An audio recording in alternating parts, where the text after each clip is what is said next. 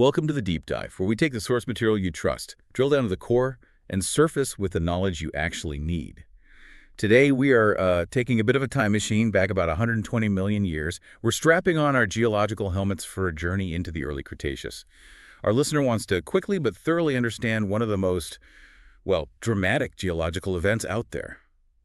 The rapid drowning of an ancient coastal region, specifically the Northern Arabian Platform. This is a fantastic challenge, and we're focusing on the paleoceanography of that northern Arabian margin Yeah. during what's called the Barremian-Aptian stages. And you said it perfectly. This was not some gradual flooding. It was a huge environmental shift where this sprawling, sandy, siliciclastic shelf system was just completely submerged, And replaced by what? replaced by a deep, new, carbonate-dominated marine environment. Think shells and skeletons instead of sand. And to figure out how this all happened, we have a single incredible piece of evidence. It's a unique 360-meter-long geological core, the MNUPH-1 core from northern Israel. Exactly. This core is like a high-resolution diary of that whole transition. For decades, the prevailing wisdom was that this ancient seafloor was a very low relief shelf, a gentle, broad slope. Okay, so pretty boring picture, geologically speaking. Right. Our mission here is to see what the core's evidence, the high-resolution elemental, mineralogical, and sedimentological data, what it all reveals about the geometry, the oxygen levels, and crucially, the stability of that platform right before this massive global crisis known as Oceanic Anoxic Event 1, OAE1. And I'm guessing there's a spoiler alert here. Oh, yeah. The evidence completely challenges that gentle slope idea in a major way. Okay, let's set that global context first, because this drowning wasn't just some local accident, right? The whole planet was changing. It really was. Globally, the early and middle Cretaceous was defined by this continuous, pretty aggressive sea level rise, a huge transgression. So why was the ocean so intent on swallowing up the continents back then? Well, we can trace it to a few big tectonic and climatic factors. First, you had the gradual attenuation of earlier glacial periods, so a lot of locked up water was being released. And second, the supercontinent Pangaea was actively breaking up. This rifting caused widespread continental subsidence. So the land itself was literally sinking. Basically, yeah. The continental margin started to sink, which created all this new space for water to flood in. The land was structurally prepared to accept the flood. I see. And on top of that, we also had increasing rates of seafloor spreading.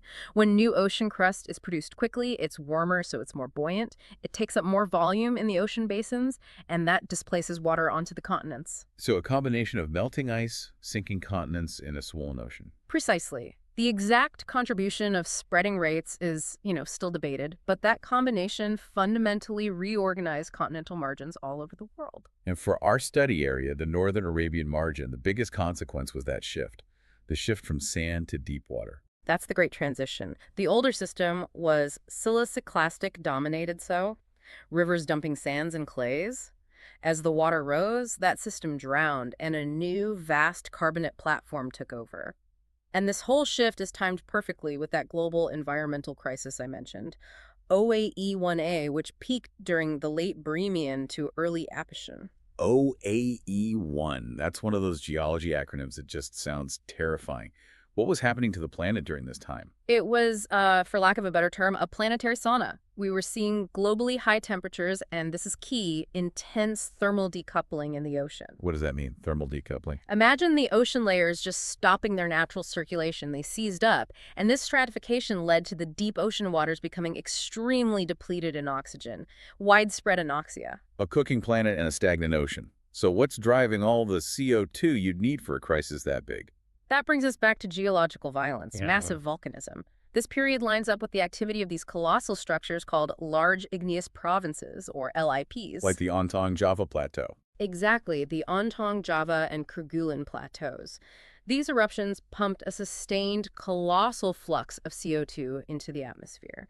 And that CO2 intensified chemical weathering on land, which then dumped tons of nutrients into the oceans. And that fueled huge blooms of life. Huge organic productivity. And that was the fuel necessary to drive these oceanic anoxic events. That makes the global picture really clear. But what about locally? How did the Arabian Platform region become so, well, susceptible to this specific dramatic drowning event? Regionally, we have to talk about the Palmyride-Cinder Trough, the PST. This was a huge, long-standing depression in the eastern Tethys region. It acted as a really important current conduit and, critically, a huge sediment trap. There was regional magmatism and then tectonically driven subsidence, which created all the accommodation space for these incredibly thick deposits. So this area was already predisposed to sinking and sinking fast. You got it. So we have global sea level rise, regional tectonic sinking, and the world's oceans seizing up from volcanic CO2. That really sets the stage. Let's get to the evidence. The MNUPH1 core itself. What does this diary actually look like? Okay, so the core is 360 meters long from Mount Ramim, and it spans the Barremian to the Albion, and it's logically divided into 5 lithological intervals, which we just call L1 through L5. We're going to focus mostly on L2 from the late Barremian and L4 from the late Aptian. And why divide them up like that? What's the point of the L1 through L5? Because the rock type, the lithology, it changes drastically in each section. It reflects the changing environment. And L2 and L4 are highly heterolithic, meaning they have a mix of different rock layers and textures, but they tell a very consistent story about the dump water. So what does the normal undisturbed background sediment, the autochthonous material, what does that tell us about the conditions down there? It is the perfect signature of ocean stagnation. The original undisturbed rock is these finely laminated dark shales. They're poor in carbonate, but they have exceptionally high total organic carbon, TOC. How high are we talking? In L2, we see TOC reaching a shocking 32% in some layers. They're also super enriched in sulfur and iron. 32% TOC. That means a massive amount of dead organic stuff just settled and never decayed. What does that, plus the perfectly fine laminations, tell us about life in the deep? It tells us the water was toxic. The key clue to the chronic oxygen depletion is twofold. First, those fine, undisturbed laminations mean no bottom currents and no deep sea life churning things up. Nothing was moving. Nothing. And second, there's a total absence of bioturbation. Those are the trace fossils left by burrowing creatures. If nothing was burrowing, the seafloor was constantly low in oxygen disoxic to truly anoxic. And the chemistry backs that up. Oh yeah. Geochemical proxies confirm it. Ratios like vanadium to chromium VCR, they often exceed 2, which is the established benchmark for persistent disoxic conditions. Okay, so a deep, tectonically sinking, nutrient-rich basin suffering from chronic oxygen deprivation. That's the baseline. But this is where the story shifts from subtle chemistry to, well, geological violence. Yeah. What did the high-resolution study find hidden inside these dark shales? This is the finding that completely refutes the gentle slope idea. The study revealed approximately 75 unexpected intervals. 75. 75. And they were clearly identified as mass transport deposits, or MTDs. 75 submarine landslides buried over this time period. That number suggests constant, recurrent, violent instability, way more than you'd expect on a gently sloping shelf. Exactly. When geologists first looked at this margin, they were expecting a gentle apron of sediment. To find 75 distinct massive events in one core, it implies the margin was actively shaking itself apart and on a regular basis. Let's make sure we have the visual here. What exactly defines these MTDs, these submarine landslides? They're single, catastrophic events of slope failure. Just picture a huge slab of wet sediment on a slope suddenly failing, sliding, and slumping downwards before it settles and redeposits somewhere new. Their sheer abundance demonstrates chronic instability.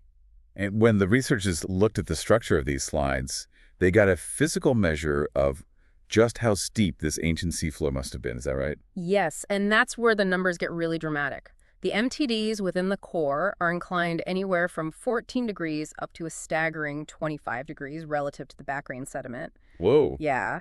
And for slope failure to even happen in this kind of deep water setting, you need a gradient steeper than about 2 to 3 degrees. Finding material that slid at 14 to 25 degrees means this margin was a much, much steeper drop-off than anyone thought. So not a gentle slope. It was a cliff edge. A precipitous cliff edge, basically. And did the stuff in landslides, their composition, did that change as this global drowning event progressed? Crucially, yes. It tracks the whole retrogradation of the shelf perfectly. In the lower sections, in L2, the MTDs had mostly siliciclastic sands and shales. That reflects the sand-dominated shelf that was still hanging on up top. Okay. But as you move higher into L4, the MTDs transitioned completely. They became calcareous sediments, full of fossils from large benthic foraminifera like Orbitolina senti. The debris was now pure carbonate. Which means the old sand systems had been totally drowned and replaced by these new carbonate platforms. You've got it. Let's talk about the incredible paradox you uncovered inside these landslides, because the MTDs reveal something really fascinating about how the ocean was being ventilated. Yeah, this part is amazing. We saw both an anoxic signature and an oxidative signature, sometimes in the same core interval. Hmm. So on one hand, some MTDs contain preserved organic matter and pyrite crystals. Pyrite is iron sulfide, and it only forms when there is zero oxygen. Right, so that confirms the deep basin was chronically anoxic. Correct. It does. But on the other hand, other MTDs contain Fe oxides and increased manganese, and iron and manganese only exist in those oxide forms when oxygen is present. So how is that possible? How can the basin be chronically oxygen poor, but also have massive deposits of oxidized material? That must have been confusing when you first saw the data. It was a fantastic puzzle, and the solution lies right at the contact points. We saw this sharp decrease in sulfur and iron, our key anoxia markers, right where the MTDs landed on top of the dark anoxic shales. What mechanism could explain that? A temporary burst of oxygen in an otherwise suffocated deep basin. The landslide itself, the descending masses of sediment would have caused incredible turbulence and mixing of the water column. So the landslide acted like a giant blender. A giant geological immersion blender is a perfect analogy. It momentarily dragged and introduced more oxygenated water from the shallower layers down into that anoxic deep water interface.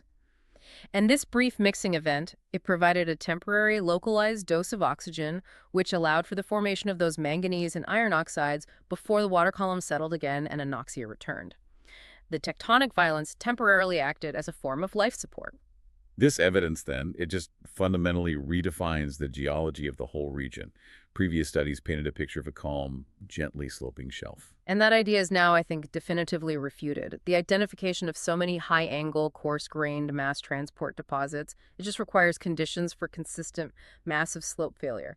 It means the northern Arabian margin during the early Cretaceous wasn't a gentle ramp. It was a steeply inclined, highly dynamic margin. So if the slope was that steep, what was causing the constant shaking and instability needed to trigger 75 separate landslides? We link the MTD generation directly back to regional tectonic factors. The rapid subsidence of the Palmyride Sinjar Trough, the sinking, that was driven by regional tectonics. But the trigger for the sliding was most likely seismicity, earthquakes. This whole period was accompanied by strong episodic magmatism pulses in the region, and that would have increased earthquake activity. The earthquakes provided the necessary periodic trigger for these mass wasting events.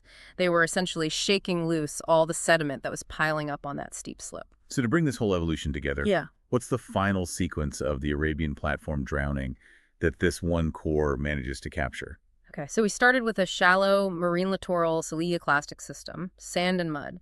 Then the rapid transgression and tectonic subsidence in the late Permian early Aptian effectively starved that system and drowned the shelf.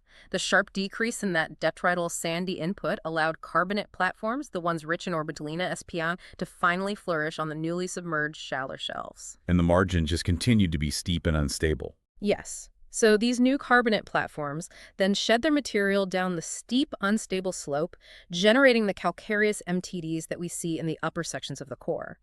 And ultimately, even those successful carbonate communities began to struggle because the nutrient surplus, likely from intense weathering fueled by all that volcanic CO2, it drove massive organic productivity in the surface water. And when all that stuff died and decayed, It consumed all the remaining oxygen, leading to the widespread anoxic conditions of OAE1A, and that eventually squeezed out the calcifying life forms. so what does this all mean? We've seen how microscopic and chemical evidence from a single 360-meter core has completely redefined the morphology of an entire ancient ocean margin. The northern Arabian margin during the early Cretaceous wasn't a gentle slope at all. It was a tectonically active, steep drop-off, constantly being assaulted by massive submarine landslides. And this pattern isn't even unique to the Levant. This specific sequence, these thick MTDs punctuating finely laminated, organic, rich, anoxic sediments, this has been reported concurrently in other places around the world, like ODP Core 641c off Galicia. It really underscores the principle that global crises, like OAE1, they manifested in incredibly dramatic local geological violence. This deep dive shows that a global ocean crisis, one linked to massive CO2 and temperature spikes, is still intricately connected to local dramatic geological forces like intense tectonism and steep slope instability. The question for you to explore is this. If tectonic movement caused slope failure and slope failure caused periodic deep water mixing, how often did localized geological violence temporarily disrupt or perhaps even slightly delay the inevitable march of global anoxic trends? Think about the balance between global chemistry and local earthquakes.